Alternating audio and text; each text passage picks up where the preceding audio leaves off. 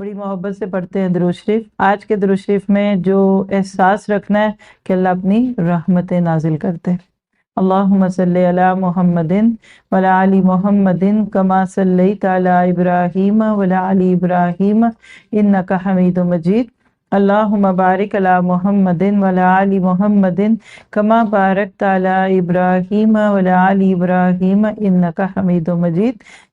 درود شریف تو ہم نے پڑھا، اس کے بارے میں ایک قول آتا ہے، شمس الخمیس اذا تغیب زد فی صلاتی علی الحبیب۔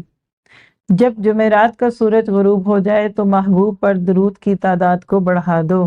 اب دن دیکھ لیجیے آج کون سا اور کل کون سا ہے، اور جہاں جہاں بھی یہ پارہ جائے گا، لیکن ہر جمعرات کو درود شروع کر دیا کریں، اور اس سے ایک اپنے لیے عادت بھی اختیار کر لیجئے کہ جمعے کو کثرت سے درود پڑھنا ہے۔ آپ کہتے ہیں کہ عصر کے بعد ویسے بھی اگلے دن کے اشارے شروع ہو چکے ہوتے ہیں، اور نبی صلی اللہ علیہ وسلم پر درود شریف کیوں نہ پڑھیں، کیونکہ آپ سراج منیر تھے۔